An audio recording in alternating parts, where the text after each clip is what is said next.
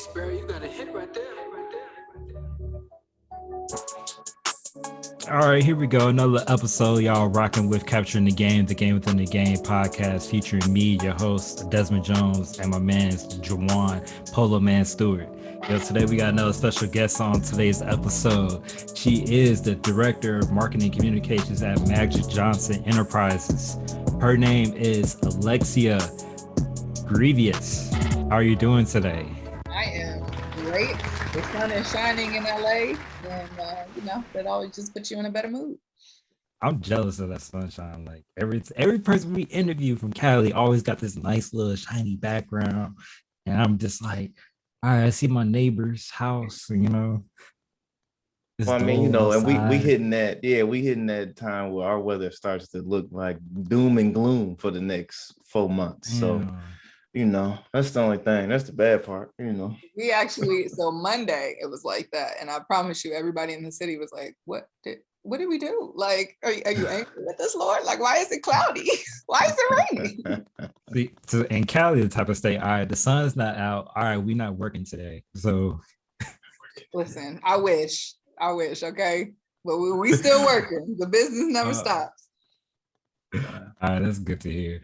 But all right, so enough about Cali, Indiana. Let's get into the main stuff. So wait before you start. Oh, my bad. All I'm gonna say is for the people that's watching, I know we got listeners, but if you watch the podcast, all I'm gonna say is, everybody looking up. We got our fits on, nice little fit, got the suit and tie. She rocking the nice little, I like it, the little, we killing. That's all I'm saying. We up in the game this episode. That's all I'm saying. That's all I'm saying. You right about that? The Polo game, is popping today. What I'm saying? I got my bear. We good. We all good. We rocking. Hello, man. Let's go. There you go. We rocking. Let's get it. All right, go ahead. Do your thing. My bad.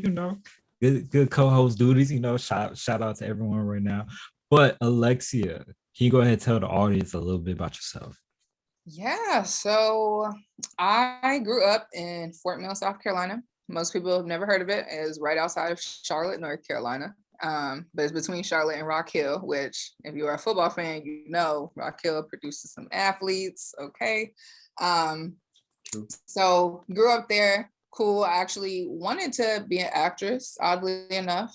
Had some little acting gigs, nothing super professional, but moved into the sports broadcasting realm from that. So just realizing, got to high school, hey, this is probably not going to be what I do. So what's a way to kind of translate what I enjoy and make it into a career that I feel like, I wake up in the morning, I'm excited to do it. So started in the sports broadcasting realm. I went to Clemson University undergrad right at the time that we were getting good. So, they unfortunately waited until after I left to win the first national championship, or the second, the 2016 one. But, was there, worked as a production assistant, helped with, ESPN when they would come on campus, did athletic video department, helped kind of splice up and put together highlight reels for all the different college sports, worked with the football team, wrote some research articles, really just try to get my hand in everything. Like, okay, I want to be more than just a pretty face on camera. Like, let me learn how to edit and work a camera and, really be able to put videos together. But once I really got into it and did some internships at a local TV station in Charlotte, working for ESPN, I just realized I wasn't passionate about it. And I know, as a younger millennial, we definitely kind of focus on what's going to bring us some sort of fulfillment and joy. So I realized that early enough in my undergrad career to be like, okay, what's a smooth transition I can make that kind of still uses all the things that I've learned in these positions? And that's when I discovered PR. So a young lady I actually worked with at the football team, she did an internship with the former Washington Redskins, now the Washington football team. And she was just telling me, she was like, hey, you worked on the media side, you worked with the team, PR kind of is that gap in that in between a brand, a person, an organization, and the media and what the public sees. And it was really intriguing. I did an internship the summer after my junior year with Washington, and then started working with the Falcons on game day for my last year. And after that, I actually was like, I'm going to go to grad school because I don't quite know where I want to take this. Maybe that'll help kind of narrow my focus a little bit. And my mom was the one who actually heard about the NCAA postgraduate internship in Indianapolis. Shout out to Indiana. Wow, the lovely host. So learned about that and applied for one position, ended up getting looked at for the digital communications position just because of my background and skills with editing and being able to kind of work a camera. And that was, I'll just say that was a great experience, for better or for worse, how people feel about the NCAA, just to understand how college athletics really worked, how decisions got made, how rules came about. This was a big time where it was like they really had to focus on paying student athletes because people were starting to make a big fuss about it. And it was like, how would this look? So even now, to this point, to see how NIL has come about and the fact that there wasn't a lot of parameters about it has been interesting to me, just knowing what some of those early conversations around it was. So I really enjoyed my time there. I feel like I learned a lot. They actually do something where they give all the interns, a stipend to go anywhere in the country and learn more about jobs in college athletics. So I took the time to go to the SEC conference, and then I actually took some time to go to DC, meet with some professional organizations, Monumental, Washington, went to Georgetown. And it just really was like, okay, cool. Like now I have all this exposure. I see all the different positions that are available. What do I really want to do? And I actually got a call from my former boss. His name is Tony Wiley. He was a over 20-year PR vet in the NFL. And he was there when I was an intern, and he called and he was like, hey, I told you, one day we're going to work together again. And we have a position open for our corporate communications manager. Would you be interested? And of course, because I'm like, shoot, full-time position, like sign me up. Not really knowing what I was getting myself into. So another just very, very good learning curve, because he was a hands-off boss. So, he's the type that would say, hey, we need X, Y, and Z by Friday. And I'm like, okay, cool. So, what does this look like? Like, who do I need to go to for resources? Figure it out, like just have it on my desk on Friday. So it gave me a lot of autonomy at a very young age to kind of, one, be better at decision making, which I think I kind of struggle with and sometimes still do to this day, but having to really be able to think through something and explain my rationale for why I did it the way that I did, even if it was incorrect, right? So going to him and he's like, okay, this isn't what I was necessarily looking for. And I'm like, well, based on the parameters you gave me, based on what you're telling me you needed, this is kind of how I navigated the situation and figured out, to come up with this. So perfectly fine if it's not right, teach me, let me know what I needed to do differently, etc. So it was a good experience. It was a lot of crisis communication. That was the time that Robert Griffin III got benched and Kirk Cousins was named as starter.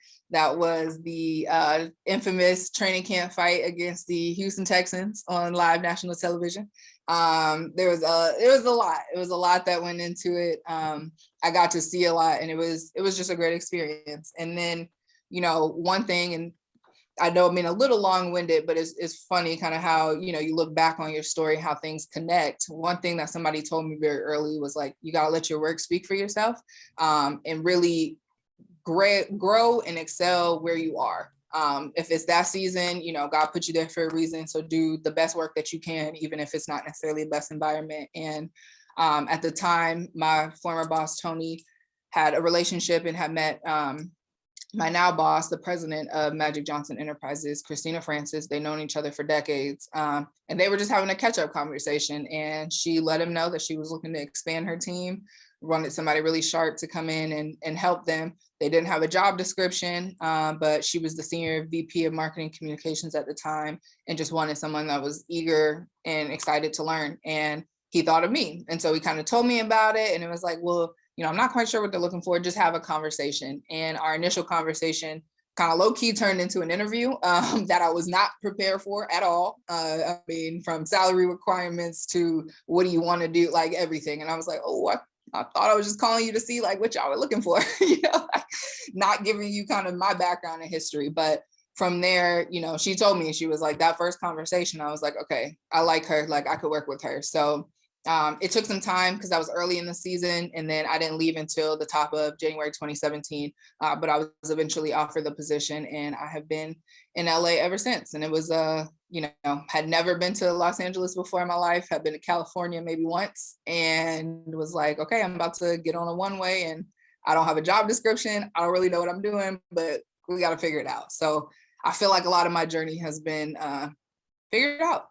Like we're just gonna thrust you into the fire, and you gotta do what you can and use all the resources and the knowledge that you currently have to be better, do better, and continuously learn.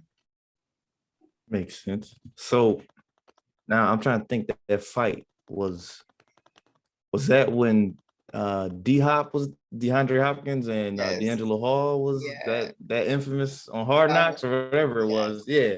Okay. That's a former Clemson Tiger himself. So like, right. That's it was wild too, because again, it was, the Washington is always, I feel like, on the ticker. Like that was one of the things. Like our goal was to like get a day within the season that we were not on the NFL Network ticker for some shenanigans.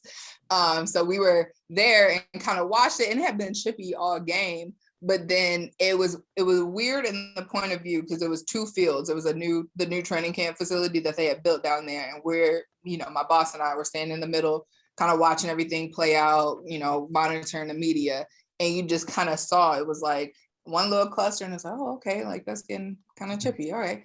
And then it like moved, and then it just got bigger and bigger, and I can see like both teams. So he's sprinting across the field, like going in the back of ESPN, like, no camera, shut the cameras off. And we're all like, this is getting crazy. And of course, we were on SportsCenter for like a week. The Texans in Washington again. So it was wild, but it was cool. But I would not have wanted to be him in that exact situation. I will say that. Well, okay, I guess when situations like that happen, because I mean, you hear the phrase, that was a PR nightmare. Like people say that a lot. So like, how would you fix a situation like that? I think when it comes to stuff like that, right, it's like a little bit out of your control. So like we can't control if the players are fighting or not, but it's a matter of trying to somewhat control the narrative is what I feel like PR people, like we're tasked to do. That's what we're hired to do. So even in that instance, it was like, okay, everybody saw what happened because again, it unfolded live on like national television, and then you had Hard Knocks there. But afterwards, the conversation was more of like, okay, we don't need, D'Angelo talking, or we don't need, like, you keep kind of the, media has their own sources a lot of times, but really trying to control, like, let's give him time to cool off so he doesn't go back on television and he's speaking out of emotion, right? Because he's upset or whatever. So it's like, okay, there's no media availability for D'Angelo today.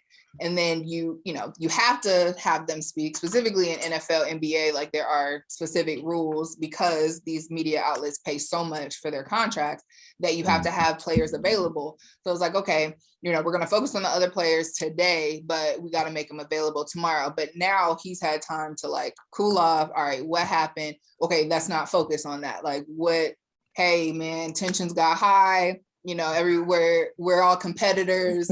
DeAndre Hopkins a great competitor, blah, blah, like squash it and let's move on to the news cycle. Man. So it's a lot of that more so than controlling what comes out of someone's mouth and just like, okay, let's give them the time to calm down, or like, let's evaluate the situation. Okay, now when he does talk, like, hey, focus on solution. Don't focus on why y'all started fighting in the first place. And we're kind of guiding through those logistics. I was just curious because that's always, because I mean, the main thing I remember from that fight was DeAndre saying, I fear God. Boy, I said, oh, Lord, he's ready. And that was, I will say, that was probably not the worst part, but we couldn't control that part anyway because Hard Knocks had them mic'd up. So it was like, it was going to get out as far as what happened, what was said. But it's like, okay, let's try not to focus on that. Like, let's steer the focus somewhere else. So. Yeah, I get that. Okay. Man, woo-wee. Good times right there. That was a reactor right there. it's funny now because you can almost put like a face to like scenarios, like how you control the narrative and stuff. It was like, oh, okay, I see your work, you know. Yeah. We see- True that. yeah, we see what you could do. What's all right, so you've journeyed a lot throughout your career. You've seen a lot, just from hearing your whole intro from just your journey to get to the point where you're at. What's some advice that you can give to women that's pursuing your profession right now, whether it's marketing, just or being in the sports in general? Um, that's a great question. And I can be long-winded because it's almost like a twofold. One is to know yourself. Mhm. I feel like confidence is always going to be key, especially because I started in football and it's like, okay, you never played, like you're not a coach. Yeah. What do you know? You know, that kind of thing. But it was, hey, I know my role, I know my work, I know the game, but I know how, PR fits in that for a college team, for a professional team, etc. So really knowing your strengths, knowing your skill set, and when you get those opportunities, making sure that you bring your best self forward. Because, and I think people ask me this all the time, and even not to really get into it, but a lot of the stories that have come out about Washington since I have left, and some of the harassment cases and things that women went through. And, people will ask me, and I'm like, I never really dealt with the major situations. Now, have I had people say things that were disrespectful or inappropriate? Yes. But I also like knew to speak up in those times, like, hey, nah, I'm not the one that, haha, you're funny, but no thanks. Like, leave me alone. Those kind of things. On top of the fact that just again, I had a wonderful boss. He was a Black man. He knew the game. Our director of play development was also wonderful. So I felt like I had allies within the building. But had I not known myself or didn't know what I stood on or what those values were, I think that would have been a much more difficult situation. So that is definitely one. And then the second part is kind of what I said earlier, as far as like operating in excellence where you are, because a lot of the positions I've held, I did not feel like I was qualified for.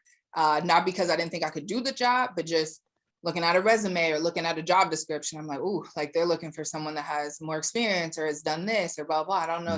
I don't necessarily have those experiences, but I was always willing to get in there and like learn. Like if I didn't know what I'm going to ask questions, because I don't want to be the one that, you're reprimanding me because I didn't ask and I just tried to do, versus like, okay, you're telling me you need this, like what are the resources available? How should I do it, etc. So really taking the time to always be open to learn and ask questions, but operating in your gifts, your talents, and like trying to be the best employee, the best colleague, the best, boss at that point, like get into a leadership position that you can, because, a lot of times your work speaks for itself. And I feel like, specifically for this role, I would have never known, Magic Johnson Enterprises was hiring, but because I did a good job and I expressed to my boss, like what I eventually wanted to get into and where my interests were, he was like, oh, I know somebody that'd be great for the conversation, and even my now boss, she tells me, she was like, when he first told me about you, I was like, well, what's wrong with her? Cause you're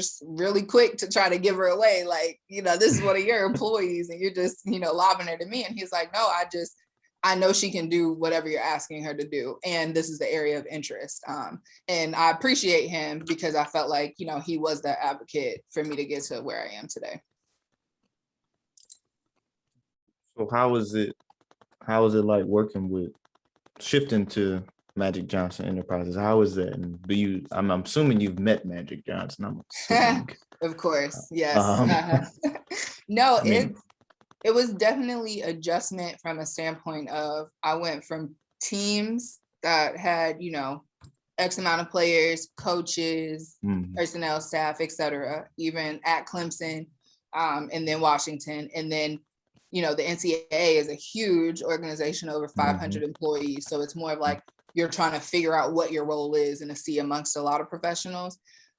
Here, we have a fairly small parent office. And like I mentioned, I wasn't sure, what was needed when I came here. So I came from an environment where I wasn't, I was pitching a lot to media, specifically for all of Washington's like charitable endeavors and some of the stuff that was going on the business side, because all the writers really cared about was football. So it was a lot of me reaching out, me putting together those press releases, trying to sell like, hey, this is really interesting too. We'll have some players there, but like we're doing great work in the community. Now working for Mr. Johnson, because of who he is and the brand he's built, we're doing a lot of vetting. Like I'm telling a lot of people no, because hey, he doesn't have the time or he's not able to do it. He's busy, he's traveling, etc. Even with business opportunities, we don't really have to go seek them. There's so many people based on, again, his credibility and the work that he's already done that are looking for him. So it kind of went from, I with the other teams, I wasn't really helped build a brand, but here the brand is established, right? So it's really more maintaining the brand, like letting people know who he is. Like, we're gonna show up, we're professional. He is always early. Like I thought I was early bird. Like I'd get to things, 30 minutes before so I can scope the area, blah, blah. My first time going on location with him for an interview, I got there 30, 31 minutes early. And I'm like, okay, cool. And he's calling me like, where are you? I've been here the last 45 minutes. And I'm like, whoa, like what? So now I get places an hour early. I'm like, I don't know when this man might show up, but let me just make sure, I beat him here. So I think it's a little bit of that. It's not just sports anymore. Whereas before I was very focused on sport, the products, like what you saw on the field. Here it is the person. It is business. It's the fact that he's transcended sports. So he owns teams. He has a food and facility service management company. He has a life insurance and an annuities company. Like all these industries that I wasn't as familiar with, but I had to educate myself. Like, okay, if I'm going to be helping our partners and activating and doing marketing and stuff for him, I need to make sure like I know, the audience that they're trying to reach. Like, hey, no, this isn't going to make sense for him to do based on what you're trying to, accomplish. So here's another way to think about it. People love him on social, like let's do more social activations, those kind of things. So getting a little more creative. And it just got me out of my comfort zone. And since I've been here, I went back to school. I got my MBA, which was something I always, I alluded to earlier, but I always wanted to go to grad school, but I came from a communications background. So to me, coming into this position and realizing kind of what it took, it was like, okay, I need to sharpen my business skills a little bit. So I'm glad I did wait, because I've been able to apply a lot of the things I learned into a classroom here now when I'm, my boss, she got promoted to president around the same time I was promoted to director. So now she handles all business development. And I'm actually in some of those meetings with her. We're coming up with deal terms. She's asking me, okay, is this too much social? Should we lower the interviews, et cetera, getting to do some of those negotiations. And before, I think I would have been very intimidated. But now I'm like, okay, I have a base knowledge that I can come and I feel like I'm adding value to the team and to these negotiations. So it's been great. It definitely just turned on a switch of a different part of my brain, whereas I'm still working in media, PR, I still need the questions ahead of time. Like, is this the right outlet for the message that we're trying to get out? But now it's also a little more business focused. Like, what are those things? How do we help our partners achieve their goals while also making sure, Mr. Johnson looks good too? Got a nice little ring to it, Mr. Johnson. Yeah.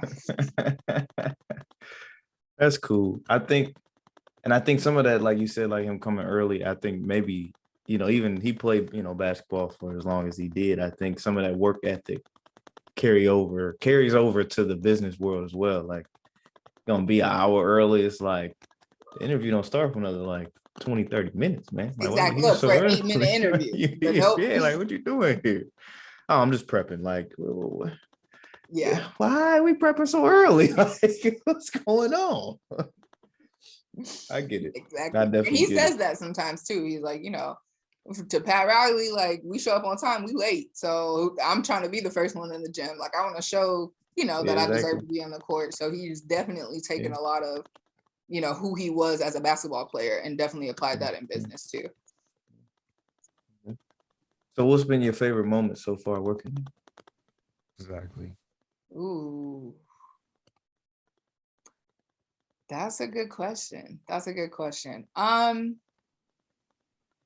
Probably two for different reasons. 2019, I helped and was really kind of integral in putting on a community event here in Los Angeles that, it was all his brainchild, but we gave away bikes to kids. And he's done that before in different capacities. But I was the person that was kind of here that had to execute.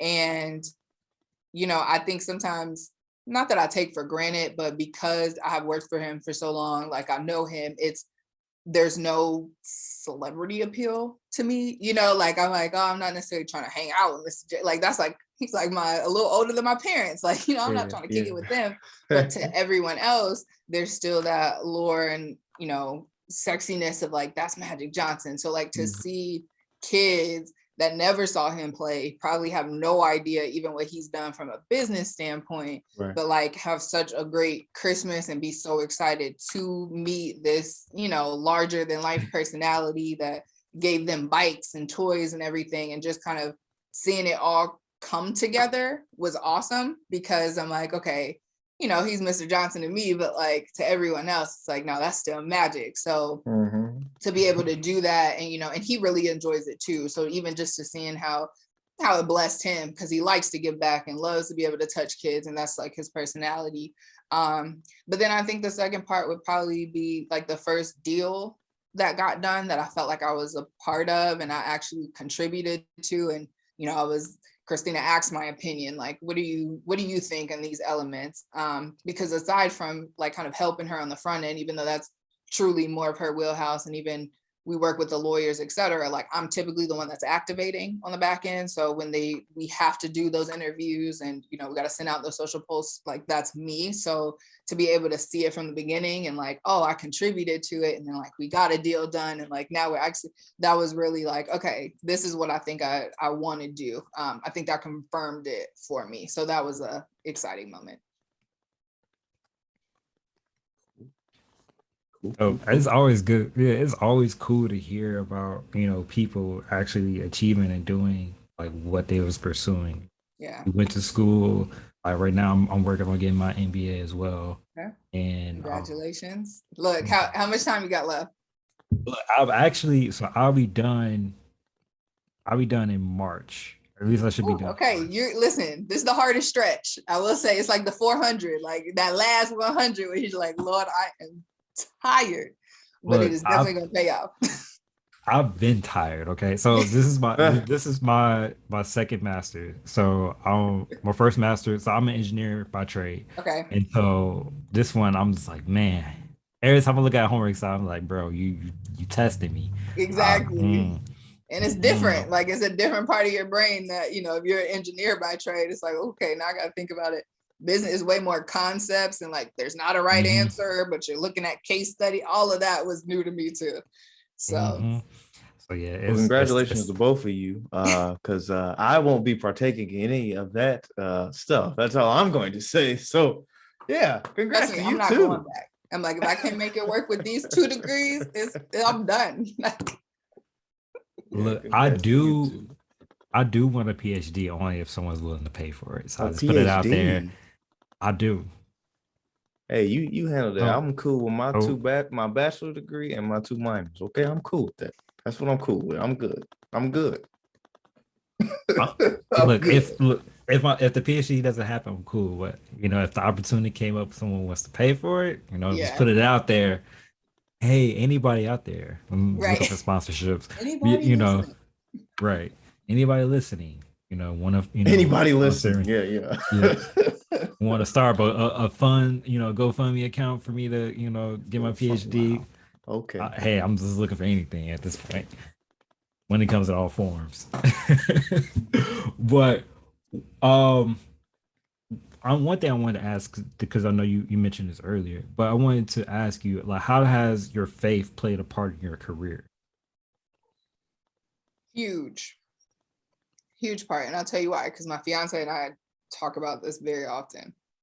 I'm an older sister. It's like me and my younger sister. And I like to say, like, I'm not type A, and I learned that once I met him. But I always had like a plan, like, okay, I'm gonna be an actress. This is what's gonna happen. And then it didn't really work. So I was like, okay, well, I'm gonna pivot, and this is what I'm gonna do. And I'm gonna, you know, and I don't think I'm alone in this, but hitting certain milestones by certain ages, certain times in your life, etc. So I always had a plan of what was going to be next. So even out of undergrad, I thought I was going to grad school. Leaving the NCAA, I thought I was going back to grad school because I deferred for a year. I didn't even withdraw my, application. I was like, hey, this is only a year. I'm going to do this. I'm going to get the experience and I'm going to come back to school. Then I got the Washington job and I was like, okay, I think the next step would be like a players association or something. Like, so I always had this is what's going to come next. And it has never happened that way. And I feel like my faith has been strengthened because of it, because there were times and I'm like, oh, I don't think I can do this anymore. Or, this is really tough. Like, I could just get out now and we could pivot and change directions. But things have happened for me and on my behalf that I didn't know about, to very similar to me getting this position, right? A conversation that had nothing to do with me and my name got brought up in the room. And I've learned to let go of some of the need to control what happens next and more of like, okay, if this is the season that I'm in, if this is the place that God has put me in, like, let me take all the lessons, like the good, the bad, the ugly. I'm gonna learn a lot. I'm gonna have these great experiences. The times where it is tough, like that's forming me for something else. So I don't want to not work. I don't want to put that work in and reach out to people and kind of get myself out there, but really trusting that like some stuff is beyond my control, because everything that I thought was going to happen didn't, but it turned out so much better. Like California was not on my radar ever. I mean, like it was a place like, yeah, I want to go like vacation. It looks beautiful, but it's expensive out there. Like I'm East Coast till I die. And here I am. Like all of it has kind of, every step in the journey has really been a leap of faith. So I still, if you ask my fiance, I still struggle with it.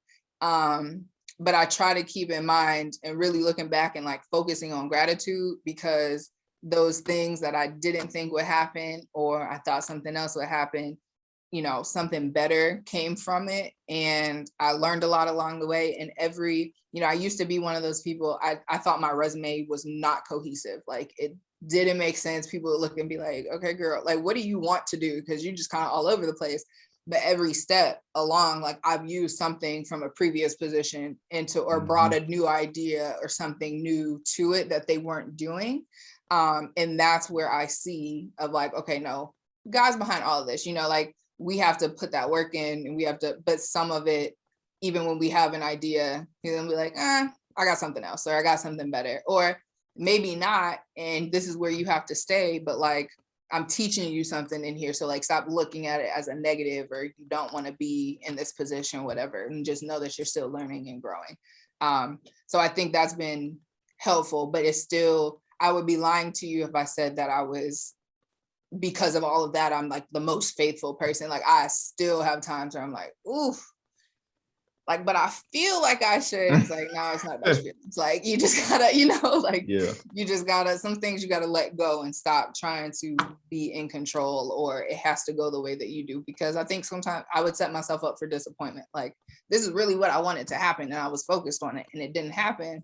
But you're not looking at what happened instead and how great that was. So I've tried to change my disposition a lot, because, God is consistent. Like we're the wishy-washy ones. Super fact. Like that is true. I mean, I can speak to what you said about just people saying, all over the place. Like when I first got my job, it was like, you don't know what you want to do. And I'm like, but I do. But like, it just ain't came yet. The opportunity ain't here yet. Like I'm being patient. I'm gonna wait on it. I'm gonna wait on it, and then it comes as like, yeah, ain't nothing but God. Okay, all right. See, he just wanted me to be patient and wait. Like it's some things. I told this guy at work. I said some things are just God. Like you can't explain it. You can't explain it. You like what? That was just God. That's just what it was. I mean, okay. Like that's it. Yeah. There's nothing else to say. Like it just was God. But I definitely agree. I understand all that. Like you said, it's bars, big facts, all that. Big facts, big bars. That's true. Like, man, I could talk about that too, but we won't go ahead just because of time and stuff. We were just, I felt like we were just getting started.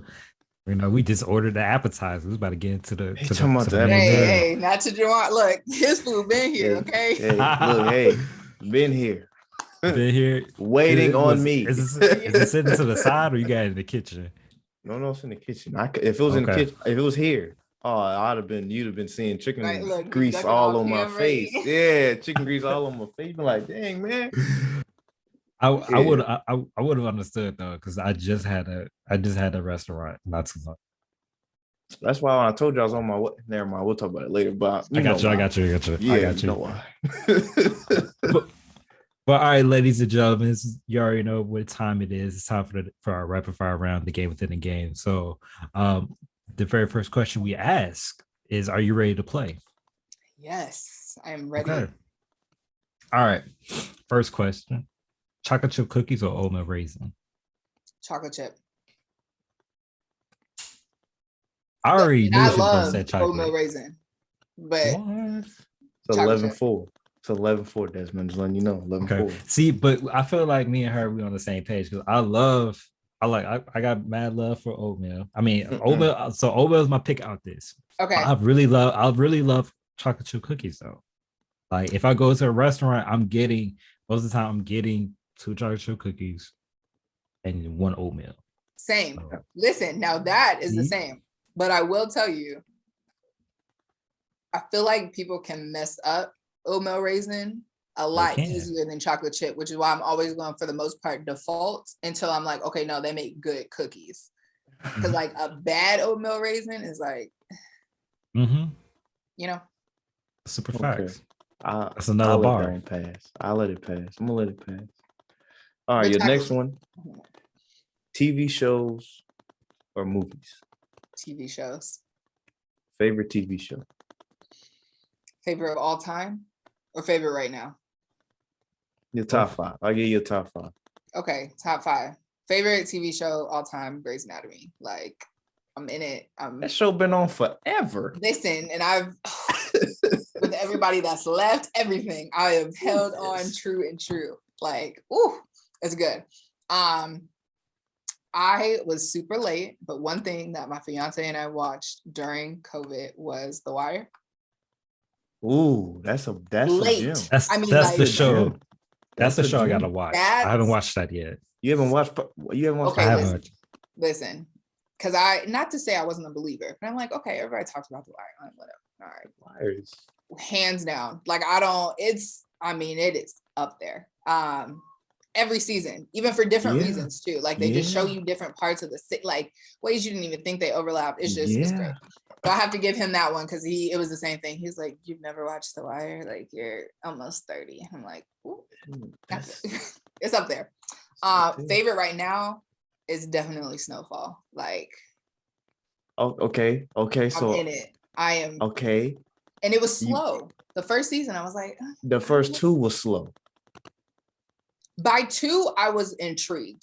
Like by season 2, I was very intrigued. But that first season was like, that was a struggle. But just the setup to then get to the action, I was like, I can appreciate it. So what did I give you? I gave you 3. Game of Thrones. I was a Game of Thrones. Oh, wow. The ending, it was a lot. But I was a Game of Thrones fan. She on 2 different spectrums. I'm all over the place. Like you're on 2 different spectrums because that's way over there. That's way over there. That one way over there, and that one way over there. I really just as I gotten older, I'm like, give me some character development, give me somebody I can root for. Like I'm into it. And if I can like stay and hold on through deaths of like major characters, then like you got it's some good writing here. You know what I mean? Yeah. So those are that's 4. And then probably like 5 from a comedy. Like I just really love My Wife and Kids as a sitcom. Like it's just a random sleeper family, Black family sitcom that I feel like people sleep on, but it is hilarious to me. Okay, I gotta ask this. I gotta ask because I know we're running close on time, but We good. Power. Did you watch Power? Yes, I did. So compare Power, Snowfall, and The Wire. I know this was a question Omari Hardwick answered, but what would you put in the list? Okay, so are you talking about ranking them or saying like what the different? Okay, so ranking, it probably still would be The Wire, Snowfall, Power. But I'm gonna tell you why. The only reason Power I put toward the bottom is because I appreciate TV shows that I feel like could really be real life. And there are moments in Power where you're just kind of like, somebody would have died by now. You know what I mean? Like, just, I loved it. I was into it. I'm like, I'm there. But just the realism of The Wire, I feel like you can't replicate, because as someone who's even been to Baltimore but has never lived there, I'm like, bro, y'all just showing a side that like people need to see. Like, this is real life. And then for Snowfall, I'm really interested in the backstory. So I like that it's like a fictionalized version, but like even just how Freeway Ricky Ross like got in the game and like working with the CIA, like that's why I appreciate that one. Cause I'm like, the fictionalized version of it is like, how does a Black guy from, you know, South LA get tied up with the CIA and start bringing crack and cocaine into America? Like, I got questions, you know? So like, I'm watching it because I'm like, please tell me more. So that's probably why. I was surprised at how much I liked Power Book 2, because I hated Tariq's character. Like, hate it. I'm like, there's no way they can actually make a show about the son and like people watch it. But they did. And I was there. Okay. I thought Power Book 2 was really good. It was. It got better towards the end. It wasn't. It started off kind of. It started off rocky, but going back to like sometimes being unrealistic, just the outrageousness of it. Because I'm like, when did this man have time to write papers for him or the athlete or like, the other dude? Yeah. When did he sleep? Like, my man Tariq was running from He's running the streets. Yeah. Right. He was all over the place. But it definitely got much better. And I was like, I'm not watching it. I don't like him. I can't get into it. And as soon as we started, it was like, ooh, let's go to the next episode. Ooh, keep going. So. Yeah. Now I will say another one, BMF. Okay. Haven't started it yet. It is on the list. Okay, good. It is on the list. Good. Good. That's all I can say. Good. Okay. I got mad shows to catch up on, but also I do appreciate My Wife and Kids, because that's something me and my wife are watching right now, and we crack up laughing at it. Like, we're at the point now we'd be like, nah. Yeah, like hilarious. And the funny part is, so my fiance, he is a Martin till he dies. So he's like, that is Gina. I'm like, no. Like, yeah, I don't know. But her and My Wife and Kids was just like. Like, I see her in both, but I love Tisha Campbell and My Wife and Kids. I don't know, her and Wayne, like, they just had a chemistry that I'm like, these two are hilarious. I'll give you that. Okay. Big facts. All right, moving on. So if you can go pro in any sport, what would it be? Basketball. 100%. Who's your favorite basketball player? That'd be a next. Dwayne Wade. Oh, she said that with a quickness.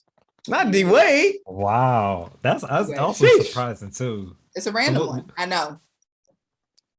What draws you to D-Wade? Because I played basketball, but at the time that I really started watching it, like, I come from a sports family, but my dad played football. My mom is like crazy. I mean, she's worse than my dad watching games. She's screaming, yelling, going on. Like, you'd think she was on the sidelines.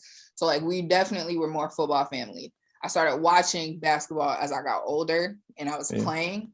And so at the time was really like peak D-Wade, like right before they won the first championship. And just how he moved, I was like, I like this. Like, I played down, because I went to a smaller high school. So like, I'm 5'9", but I was still playing 4 and 5.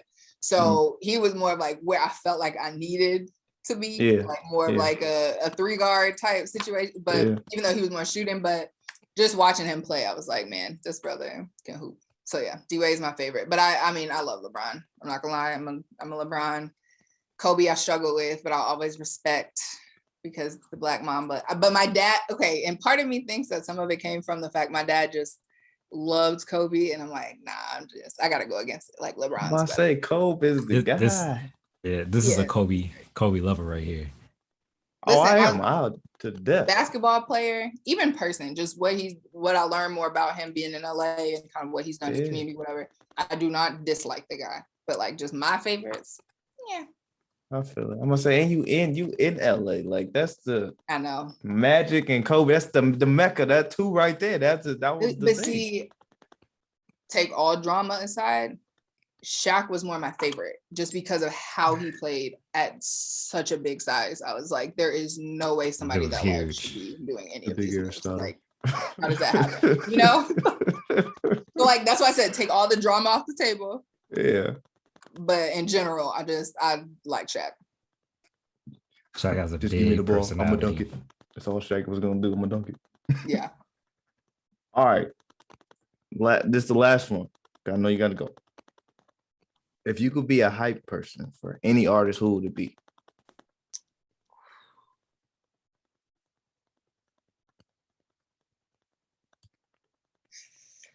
It definitely would have been Nipsey. Okay.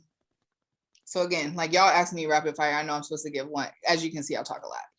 But J. Cole is my favorite rapper. I'm Carolina through and through. Love his message. The Dreamville. I am. I'm a Dreamville. But being out here, I got introduced to Nip through Deshaun Jackson when he came to Washington because he played him all the time. And that was like 2015, 2016. So I was like, okay. And then when I came to LA and I had gone to a concert, have a very, not a regret moment, but like saw him at All-Star, didn't speak. So I was like, oh, he's eating. Like, I don't want to disturb him, bother him. And then he passed away. But just learning more about who he was as a person, and the fact that I came on his later music and then went back to earlier stuff and like pay more attention to the growth was just like, man, like this, to me, he epitomized like we are all bigger than our circumstances. Like how his story and how he started and like just being in the game and just being immersed in that culture to like where he was on the trajectory of going and like how his music changed and like the message and what he talked about, all of that is where I definitely, that would have been the one I hyped from like a standpoint of like, no, like it's deeper than music. Like I give you all of that just because I just really dove deep, especially being here and then having, not interactions with him, but like being in spaces and blah, blah, and then learning more and seeing what he did. We just had a site visit at Creed Academy where they did the big mural on the basketball court because we're working on something with them. So I just really enjoyed and, believed in what he was trying to do. And like, hey, like I'm trying to be the person that I felt like I needed in my community as a young person. And I can get behind that. And I feel like the music over time started reflecting that too. R.I.P. Nip. For real. Yeah. All right. So real quick, Alexia, can you go ahead and tell the audience how they can follow you or keep up with your career and keep up with everything that you got going on? Yes, everyone, follow me on Twitter. _Grevious is the Twitter.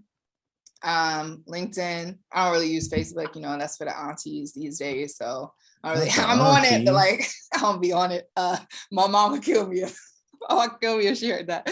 And then Instagram is Capri with 2 I's, Sun, SUN _.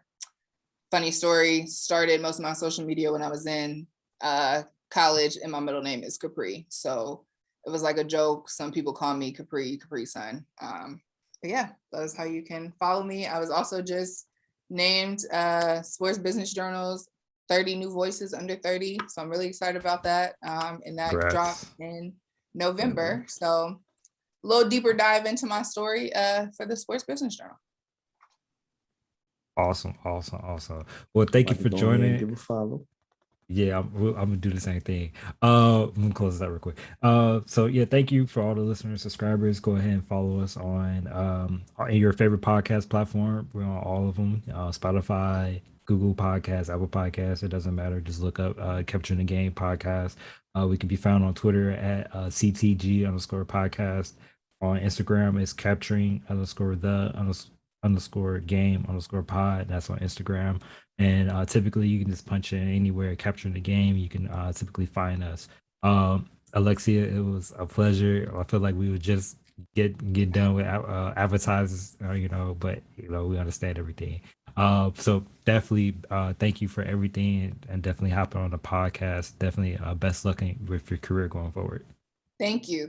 I had so much fun. I will tell you that. I rarely do interviews. I speak to more students and stuff, but this has been great. I did not even realize what time it was. So thank you guys. Yeah. I really appreciate you inviting me. Of course, no problem.